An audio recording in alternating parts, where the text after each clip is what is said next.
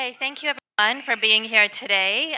So first of all, to get started, we just want to thank the DIFC FinTech Hive for hosting us today for the Human Centered Design Meetup. It's great to see. I think I'm seeing some new faces. Who's never attended an HCD event here? Who's first time? Wow, lots of first timers. So great to have you guys. So we run this session we try to do it once every month.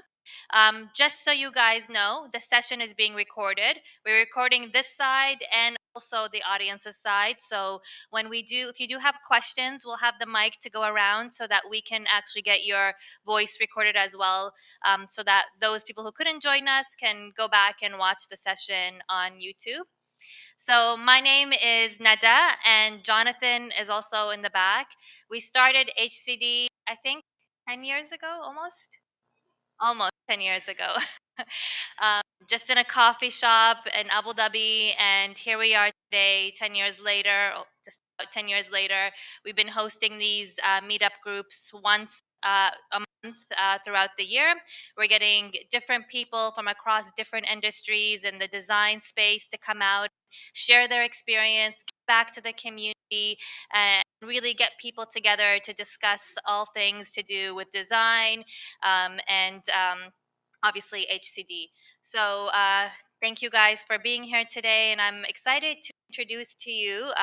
Actually, before I get there, just so you guys know where you can connect with us online. We have an active group on Instagram and on LinkedIn, so please do follow. And if you do capture anything from tonight's meetup, please do tag us on these channels. Okay, so today we're very excited to have Suhaib to come up here with us. So Suhaib is a fellow Canadian. He's been in the UAE now for 6 months, and he's working for Synchron. I can never pronounce it. Synchron, but focusing on his HSBC client. And he's going to talk to us about a lot of the experience that he's gone through with design thinking, service design, and his experience with different organizations that he's worked with in Canada, and probably mention some of the work that he's also doing here in the UAE as well. So I'm going to pass it on to him to give an introduction about his background and get going with the session.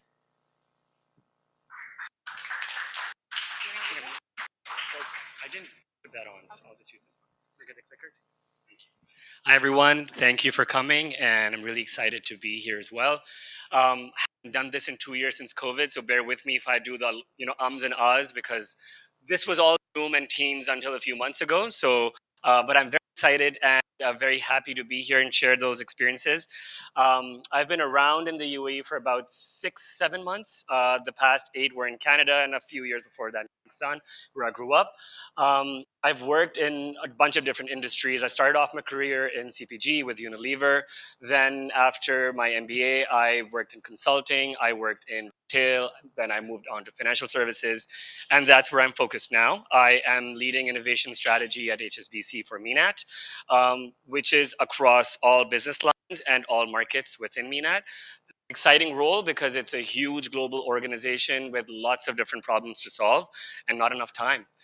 So I'm here to share a bunch of different experiences that I've gathered over the years, and happy to share them to basically talk about how we can use human-centered design in large legacy organizations to solve problems. So you already went through all of the items on the page for the event, but just a little quick breakdown of what we're going to cover. We're going to quickly cover how human-centered design has evolved over the years, how legacy organizations have adopted human-centered design as well, and then the fact that they face this weird balancing act of optics versus impact, and where their real intentions are when it comes to adopting design, and then how do they drive and measure that culture shift when it does come eventually. So I don't want to speak for just 60 minutes nonstop, so I want you guys to engage, and I've built those checkpoints in here as well so that we get to talk as well. So here's one for one question for all of you. When I say human-centered design, what brands or companies come to your mind that use it or are known for it?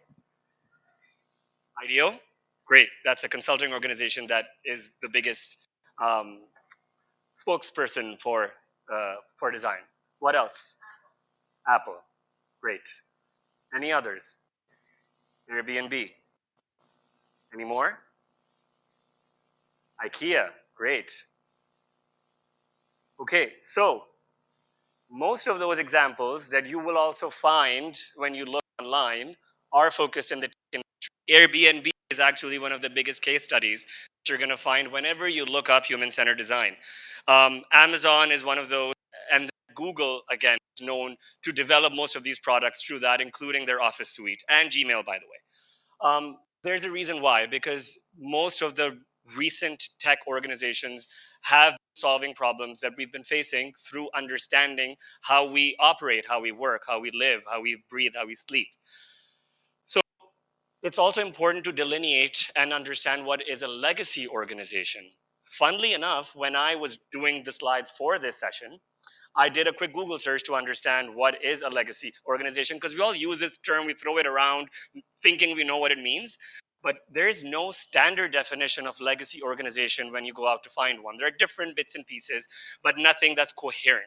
So I used all of the ones that were out there to basically for us to agree on and articulate so that we understand what we're benchmarking against when we talk about legacy organizations. So, for the purpose of tonight and the future, hopefully, a legacy organization is one that has a successful track record for a number of years with a dominant leading position either in market share or customer loyalty. They've been across many different industries, including CPG, retail, financial services, to name a few. Can I get any names for those? If you guys have any on top of mind?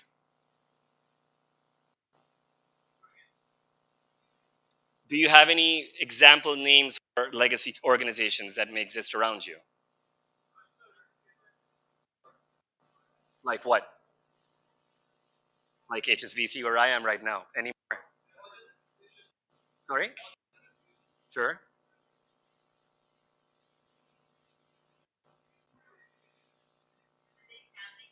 Right.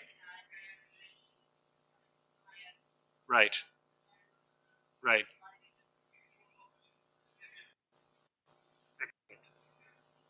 Healthcare. Word. Excellent. So exactly, these are those household staple names that we've all grown up with. We all know. We all understand. So great that we have a mental picture of what we're thinking about. But why are legacy organizations interested in this approach? Well, the obvious answer is FOMO, because they want to be in with the cool kids. They want to be doing what all the big tech companies are doing, because that's the tech companies and these innovative companies or perceived innovative companies get all the traction, they get all the headlines, they get all the news. But on top of that, if you peel beneath those layers, you're going to understand that it's for the sake of engagement. They want to engage their workers, they want to engage stakeholders, and most of all, they want to engage their customers. Second piece is around innovation and also them being competitive. They want to be able to innovate around their products and services so that they're not left behind. For example, with financial services, a lot of these financial services institutions are being disrupted by fintechs. So, how do they stay ahead of the curve, if not on top of it? And then on top of that, it's about relevance. It's about the um, perceived notions of being innovative, the perceived notion of loyalty, and how they're keeping up with the trends in the market. So again, this is an overly simplistic delineation of the technology space and the legacy organization, because we do have technology organizations that have been around for a while, like your IBMs, your Microsofts. But for the sake of really creating a binary to create a mental picture and then be able to process the rest, within the technology space, the approach has been customer first, pretty much. Design thinking is weaved into the very DNA, and solutions start with the problem that they're trying to solve for. On the other hand, legacy organizations go in with a business first approach. Over there, design is retrofitted into the business, and top down business strategy guides the direction overall, with design guiding the operations pretty much. So when you bring these two together, you have human centered design in legacy organizations where it can make a significant impact across life cycle management, innovation strategy, change management to drive those strategic decisions. Which way? Where is it receiving it? Anyway, so I'm going to talk through a few examples of how legacy organizations can apply human-centered design. Um, Most of these are through first-hand experience, So, for example, large retail networks, and for the UAE, for the sake of UAE, you have your grocery chains like your Carrefours and your Lulus and so on. They have a fleet of people working on the floor with customers. They're stocking shelves, they're answering questions, guiding people down the aisles, checking them out through the through the counter. They have a wealth of information on the customers simply based on the interactions that they're having with them. Sitting at the top office, we're hiring these research agencies, spending millions of dollars trying to get these valuable user insights to use for our future product development and for campaigns. And we're really ignoring what's present down below. So what you can do is that create an insights funnel by engaging those workers on the floor, getting them to share their feedback and their insights in terms of what they see, what they see with their customers, what do they learn from them, what do they hear from them, and then ladder that up. That gets used as insights, and at the same time, you're helping with engaging them better because eventually they're going to feel like they're a part of the bigger story. And so it's, you know, you're engaging them, and at the same time, it's a very cheap way to ladder up insights from the stores.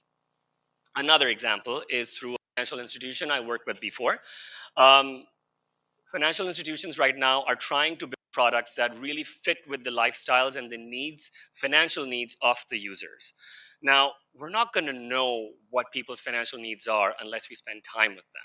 So we did a few immersions where we spent days with those users, those customers, to really understand what their life patterns are. What do they do in a day? Where do they spend money? Why do they spend money there?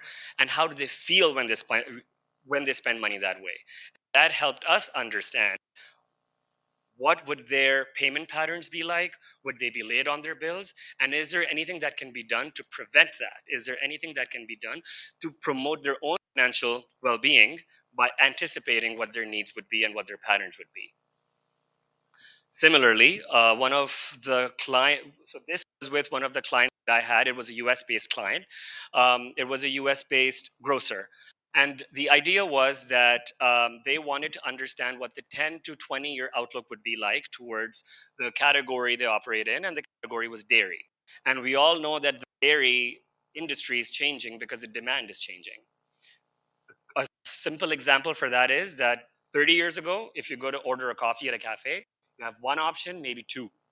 15 years ago, you have your latte, cappuccinos, your macchiatos, your frappuccinos, and so on. Now, you have not just five more drinks, but five more milks on top. You have your 1%, 2%, soy, almond, cashew, oat, and so on.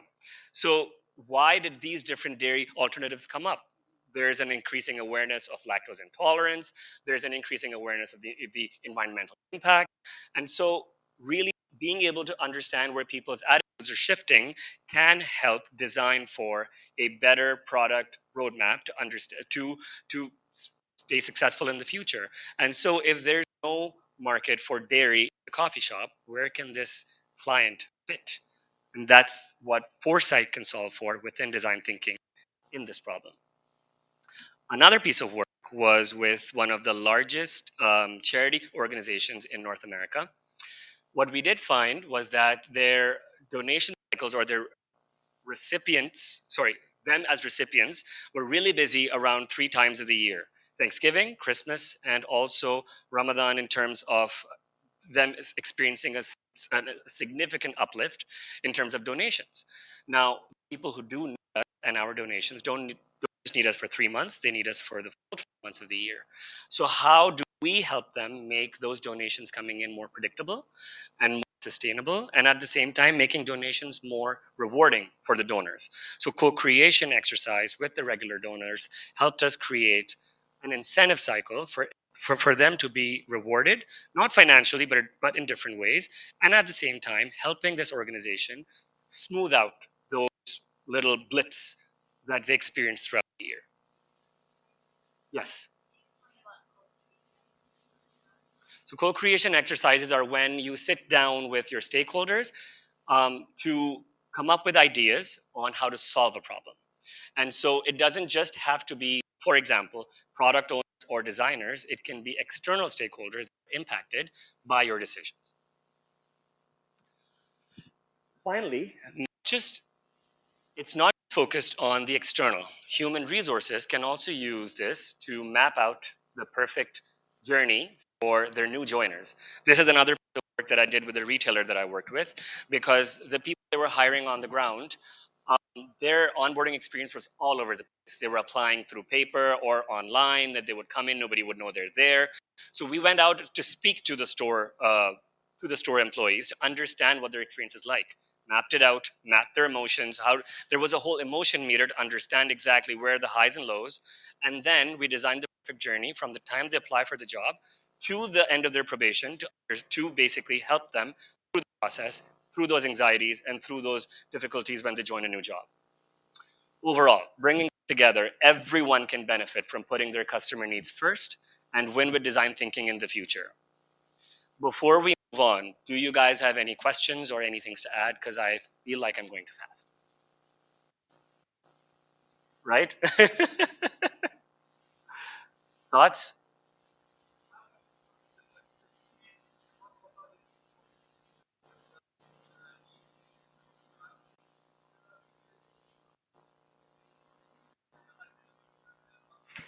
Can you use Hello. So again, I'm a tax agent and I do a lot of consultation. Sorry, paperwork with the FTA, Federal Authority. There are like a lot of delays as well as with banks, other institutes, some delays. Okay, and the thing is like you want to enhance the customer experience, but it's not in your hand to enhance it because the paperwork is not in your hand. You have to wait on the line, and then yeah. So how does it, yeah, this how can you apply this on this kind of services that you need to um, enhance the government service? You can. So, the very mindset that this approach is based on is reframing the problem on its own. So, sure, I understand that this entire process is not in our hands because there is this paperwork and this wait time. Can that be optimized in any way? Maybe the wait time can be made pleasant, or maybe the wait time can be made more. If you can't cut down on the wait time, is there a way to make the wait time more meaningful, pleasant, so that the customer, even if they waited for an hour, they still feel like they got a heck of an experience out of it? So it's really about reframing the whole problem and understanding that we may not be able to solve for an hour long wait, but we can maybe make that wait more bearable, more meaningful.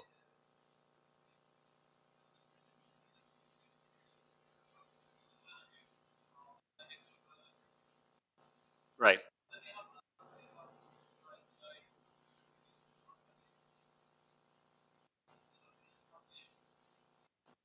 I wish I had an answer, to be honest. But it really is about understanding all of the problems that you have at hand and then possibly reframe those problems to see what you can do either for the wait time or the wait process, the experience in itself.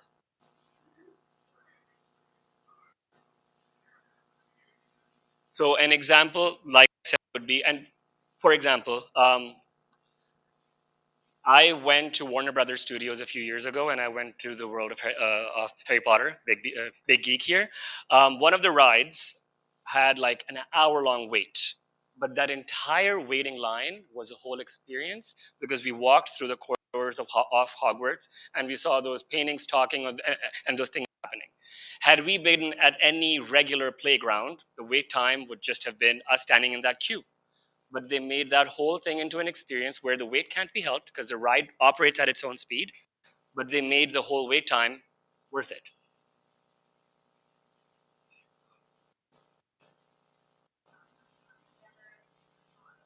Yeah. All right. So, sorry. Yes, of course.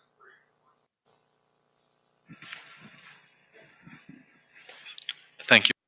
So my question to you as the head of innovation at HSBC, or a partner that works with HSBC, is how do you engage with the stakeholders? Do they actually know they have a problem? Do they come to you, or do you have a backlog of issues and then you get sent to different departments? Right. So we have a two-way approach to that. the way we started off the team was we had engagements, we still have engagements with the Hive and ADGM, and they've been scouting fintechs for us, where the fintechs come and present, the business comes and listens, and then the business decides if they want to work with them. And we are a part of filtering those scouted fintechs to really zero in on the backlog of problems that we understand the business has. We're now turning that on its head, where we're now individually engaging with the businesses as well to have a one-to-one relationship to understand how we can continue to solve the problems. Whether or not those fintechs come and present doesn't matter. How can we do this internally as well? And that's the journey we're on right now. Maybe I didn't ask my question the right way. Sure. Within an organization where you're engaged, I assume it's HSBC. Yes. And you're sitting there and you're using design thinking to resolve some issues within HSBC, whether it's internal experience, Yes. staff, Yes. or external experience for customers. That I understand.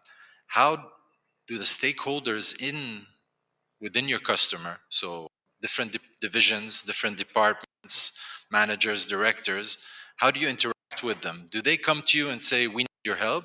Or do you point out certain issues, pain points? This was my question. Okay, so right now the team is a year young. So right now we go to them and we identify on our own. Then we have that conversation as to if they'd like to engage further. The vision and the dream is in a year's time, we're in a place where they come to us knowing that we can help solve that problem with them. Sure. Hello, Jad here. So I have a question. So basically, how much limitation do you have in the banking sector? Because I heard like a lot of limitation that you can't do this as a data. For example, of data you need, or you need to like for example, if you are interviewing, like some questions you can't ask during these interviews because it's this sector. So Yep. how much limitation do you have, and what recommend or what do you do in order to have this data? So I talk about that going down this conversation as well. But of course, limitations exist, as with any other large organization of this scale, of this size, of this global presence. We try our best to work with what we have and what we can do. There's also a way to use proxies for certain things. So if you can't specifically ask a certain thing or use a certain piece of data, you can use a proxy that indicates for that. So it's very important to build flexibility into your own processes to be able to do this. And it's also very important to understand that you can't operate in ways in such situations.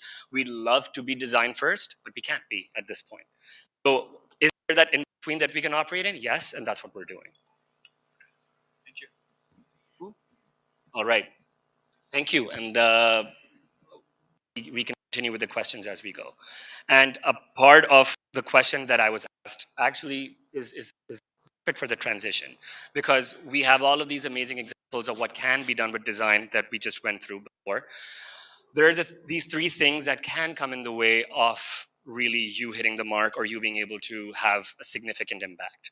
First is cultural resistance. And as we spoke before, people might be uncomfortable with doing things differently, or they might not know how to engage with you, and you have to set that precedent for them. Second piece is process challenges, because people might not be comfortable with appending something that they've been doing for months or years, and you don't want to throw a wrench in a machine that already works, because the mindset is if it ain't broken, don't try to fix it. But we're trying to do things better. We're not trying to burn down the house. So how do we do that on a moving machine without pressing down the brakes? And then finally, of course, the biggest element in the room is technological capability, because it not only requires human and process, it also requires financial investment, possibly, if you need to upgrade or change technology. So here are a few things that have helped me overcoming those. Start with cultural resistance, including key stakeholders from the very beginning is crucial, because if they don't feel included and they don't feel like a part of the conversation, it's an automatic car crash. You're not going to get anywhere. They're not going to sponsor you. They're not going to support you. So you need to really be in on with them from the very beginning. And really, when you're trying to use design thinking as a toolkit, the absolute basic of design thinking is empathy. Have empathy for your business stakeholders, understand where they're coming from, understand their insecurities and their issues, and maybe you can help engage with them. And finally, work closely with your change and your HR colleagues for the medium and long term, because this is a part of a cultural journey that you go through. And if you don't have them on board to integrate some activity or some initiatives for this, you may have some short term success, but long term, it's going to be hard. For processes, understanding processes is the first step. So really build that understanding first and try to suggest small improvements rather than overhauling a whole process. Because remember, you're in a moving car and you're trying to change a tire in a moving car. And so it's hard. So really step by step, one step at a time, and go from there. Flexibility is also very important. And to your point, it's very important to be able to use proxies, to be able to use different things rather than the one thing that you absolutely need, because you got to keep the moving. You can't stop. And finally, building bridges is important through different methodologies. So I spent about a couple of years in a process improvement team, which is full of Lean Sigma and process improvement people. I was a service design person on that team, and I was the bridge between that team over to the other strategy teams and the other product teams and helping understand each other. So service design speaks everybody's language because they sort of stride both worlds of design and also process and efficiencies. So building bridges is also super, super important from that perspective. And then finally, for technology, mapping the current tech stack is also super important, because if you don't understand how your current technology works, you're not going to know what to suggest improving on. Then developing sandboxing is a great way to quickly show things that can be done with minimum investment and with the shortest amount of time. And that really helps you build your case for a tech transformation that may happen down the future, if you can build a case for that. But why are we doing this? I mean, are our intentions in the right place for wanting to do this, or do we just want to do it for the heck of it?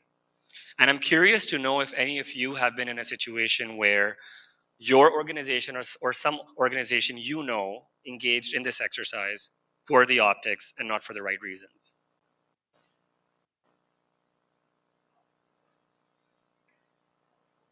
For the wrong reasons. Or they weren't going about it in a way that helped the whole cause in itself. Yeah, example, you see him? Please share.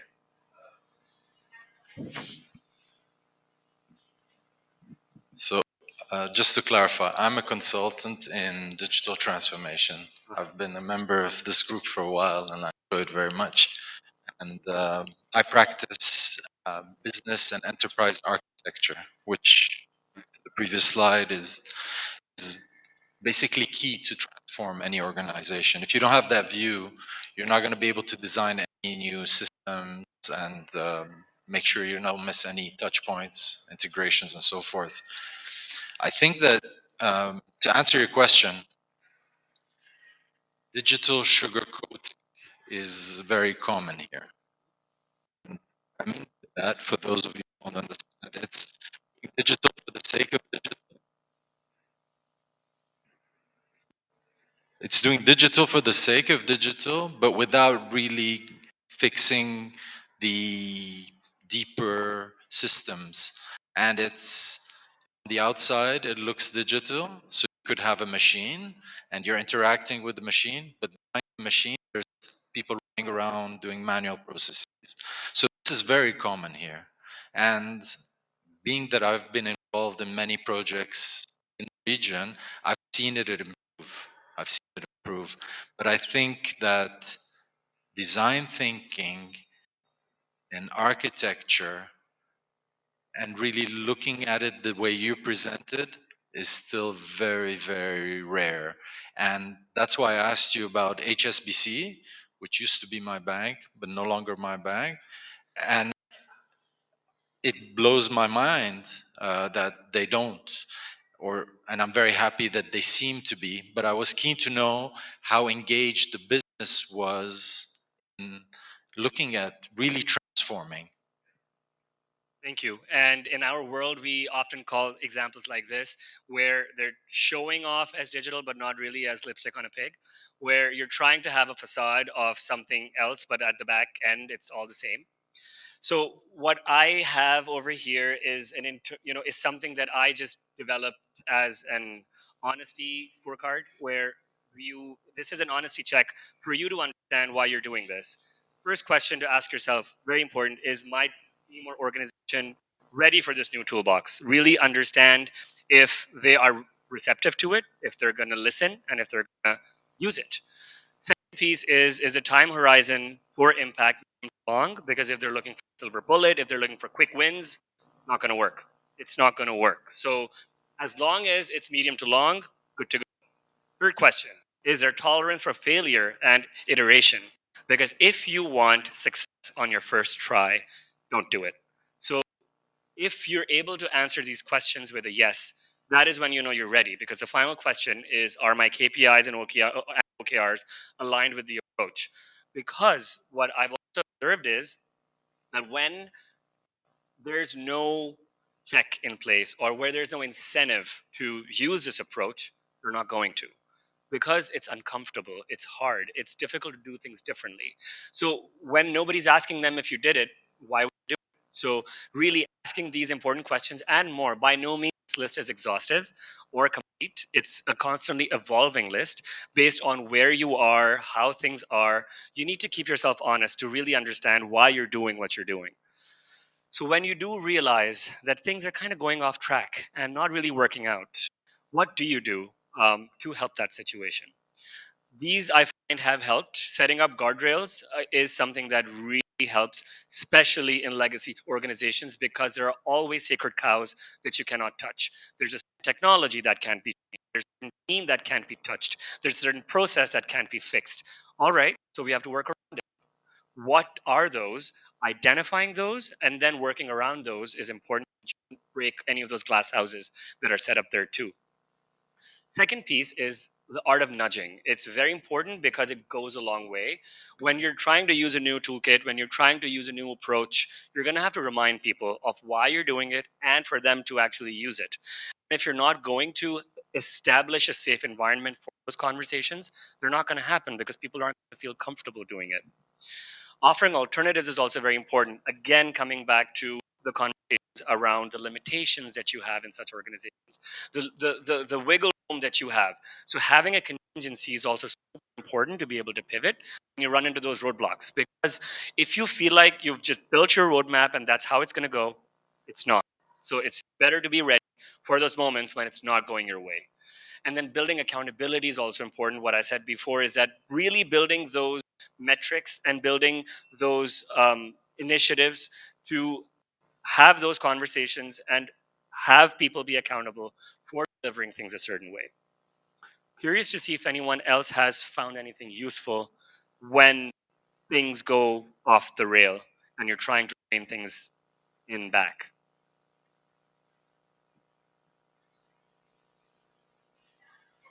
Yeah.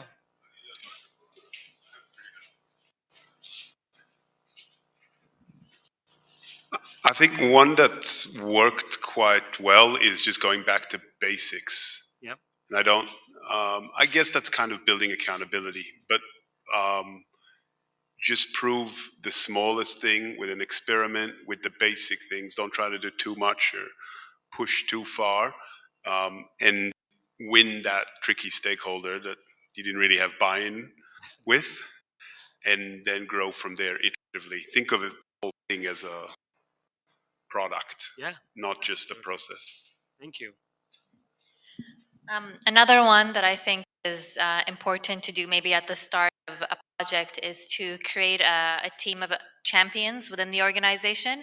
Because when you do get to a point where you're stuck, or people in the organization are busy doing something else or don't want to adopt it, you want to go back to your champions, those ambassadors within the organization that can be the voice for what you're doing and help push your project They further. can also be your very own nudgers. They can be right your there. nudgers, yeah. Thank you. We have another. One that one hack that I've put in. Now I put into the specification of any project, Yeah. in the contract, the engagement that the business has to have. Brilliant. If it's not in the contract, it's not going to happen. Brilliant. Thank you. That's also coming up because I suggested that. So it becomes basically a requirement Yeah. for the business to spend time with the implementation team to actually build out the workflows and everything. Definitely. Thank you for that. That's awesome. All right. So, how do we measure this culture shift? One piece that I've observed is customer interactions and engagements. How much time do we spend with the customer to understand them, step into their shoes, engage with them? What's the cross-functional collaboration model like, and how often is that happening, and how meaningful is that, and how is that integrated into performance measurement in itself? So for customer interactions and engagements, I have an example to share as well. So I started off my career at Unilever, and I was in the food solutions business. So whenever you eat at a restaurant, whatever they're using at the back end to make your pie or steaks, we made those products, and and I was in channel marketing at that time. And a part of understanding the needs of the customer was to shadow the chefs in those hot kitchens for like 3 days every quarter. It was an excellent exercise because it really helped me learn how to cook. It helped me eat some amazing food. Because you're such a great cook, I don't need to anymore. But I ate some amazing food. Unfortunately, what happened was that in addition to me engaging with those chefs for the marketing team as well, that turned into a checkbox exercise where, yes, we went to the chef, we spent time with them, but what did we learn? We never brought anything back.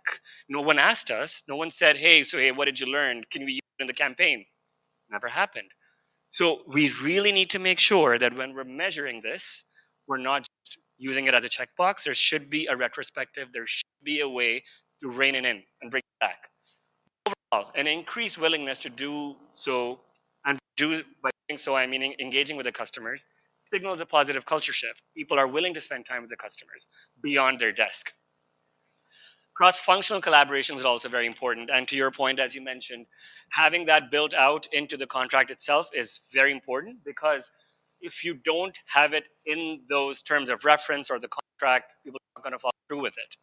But a higher incidence of cross-functional and business-wide collaboration is a healthy marker of culture shift. People are talking to each other. They're spending time with each other. They understand each other better. And that's what's important. And finally, having it built into performance measurement and having those impact your rewards and your incentives is very important. Because if I'm not incentivized to build this culture or to build this customer centricity, I can do whatever and say, hey, I'm customer centric without me being so. So, really, how is that being put together in a conversation? And how is that impacting my outcomes and my incentives and my compensation? Very important. So overall, bringing it all together, we all are trying to lead with design for the future. We want to sustain this growth. We want to sustain this journey. We don't want this to be a silver bullet or a quick win. We want our legacy organizations to thrive and to grow with it and be on that journey where they go from being business first to being customer first, or the in between where they embrace it and truly go with it. And that's what this is all about. And that's why having this conversation is really important. I'm going to close off with one of the quotes from one of my favorite designers, Don Norman. And he mentioned that we must design for the way people behave, not the way we wish for them to behave. Because if we only design for the way we wish for them to behave, we're going to fail, because we're going to be setting up things that we think work, but don't really. So thank you all for listening, and thank you all for participation. And let's talk.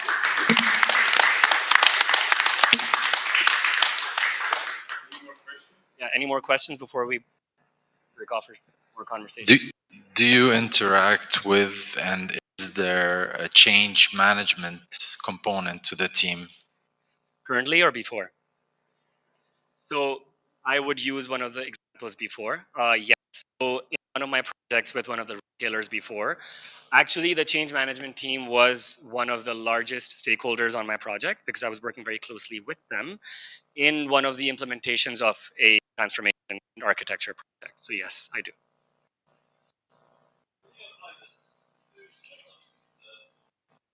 Every day, the time, every second, because they are the most close to the customer. They have the least amount of processes that are holding them back. So startups have the easiest access to who they're trying to build for and what they're trying to build. So this should be at the heart of every startup and how they work.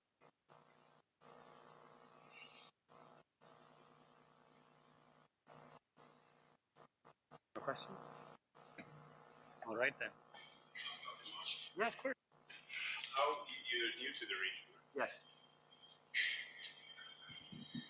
Can you talk about your what's your experience been like in terms of what was your expectation before you came in terms of design thinking, maturity, Yep. and practice? And are you mostly in Abu Dhabi, or you're in Dubai, or you're both? Sorry, Mostly over here you're in Dubai. in Dubai, yes. Like, what were your expectations before, and were they different? And this doesn't go too far, so you don't have to worry about. We're very always interested in the the truth, not just the. We don't do a polished meetup. We want to get to the core, beautiful, ugly truth. That's a very good and interesting question. So I was very lucky that I was in a space for design in Canada where it's not just quite mature, but still developing really quickly and really fast. I also spent a lot of time with people from IDEO because of the few interactions I've had and sort of mentored and trained by them. I also worked with Stanford D School people, so that was also amazing. So I was at basically the centers of where this approach was developed and where it flourished. From a distance, it doesn't look like there's a big community here, to be honest, and I didn't even know until I met you. But when you come closer and you peel beneath the layers, it really does show that there is a community that's growing. It still has a long way to go. Obviously, it's not there yet, but there's a lot of potential in this region for it to continue to grow. So I would say that we could do a better job in telling people that we're here and we're doing this. Because again, when I was there, I didn't know. I only found out once I came and I spent a few months and I met people and I met more people, and that's when you find out. In Canada, I feel like a lot more platforms for people to know and meet each other. So it's a lot easier to find out what's happening beneath the surface, and we here, especially in this space. I meant more specifically within your work environment. Like, you're walking into a large legacy organization. You've worked in many large legacy ones. Yes. If you were to compare these Oh. dinosaurs, Yes. what kind of a dinosaur are we compared to the Canadian dinosaur? Here. Much bigger challenge. Why? Here. And I think that's because it's more of a leadership style thing, because a lot of the leadership there has at least heard of it, if not embraced it. Here, the leaders haven't even heard of it. And embracing is much farther down the line. So establishing that comfort, establishing that trust with them is challenging, because if you think about it, it's easier to rub shoulders with people over there because the valley's there. That's where this came up. That's where this flourished. And so you're more likely to have heard of it if you're a business leader in North America versus being a business leader here, because it's only now that we are having an up and coming tech industry here. And tech industry is the first one to pick it up. And then those people interact with the legacy organization people and then tell them about this great new approach that that they should use. And so it's more likely they're going to find out. But leaders here are more of a traditionalist mindset that do the way it's been done all along and don't try to fix what's not broken. And that's what we need to continue to try and change. And that's the struggle.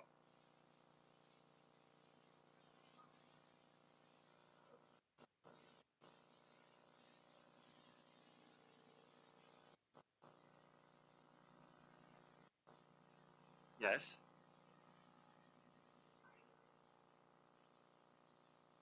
Yes, there are. So the question was that what I shared today were a few guiding principles, making this accessible and easy and understandable. Right.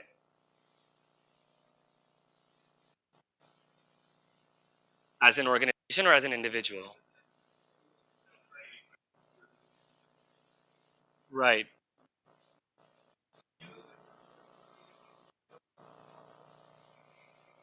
It honestly depends on the scale of the problem and the scope of it, and if it's really large and if you're fairly comfortable with it, by all means, go ahead. And if right,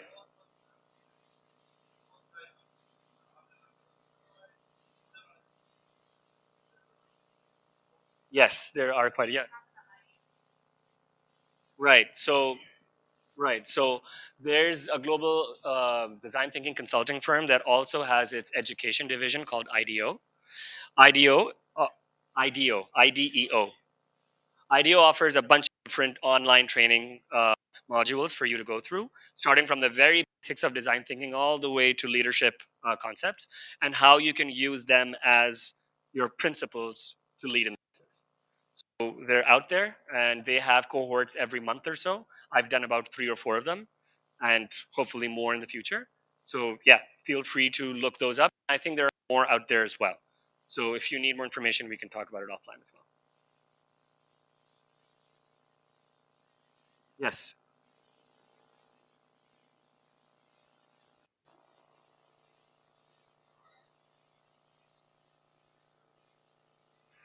Sorry. Um, I'm a frameworks guy, and this is a framework, and there are many others, and people get very confused.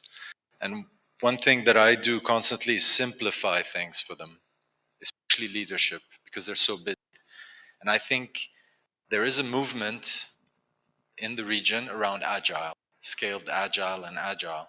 And I think to piggyback on that. Absolutely. And that's one opportunity. And I think you need to team up with the IT team that are trying to implement agile. Sometimes there's a chief digital officer, but often not. And I think that's one way to get it in, because on its own, unless you're a pure design entity, advertising or a web company that has a heavy UX, it's very hard for them to even understand what design thinking is. So I like that agile approach where you can kind of piggyback on that. Definitely. Thank you. And that's useful because I experienced that myself as well. Thank you for adding that. All right.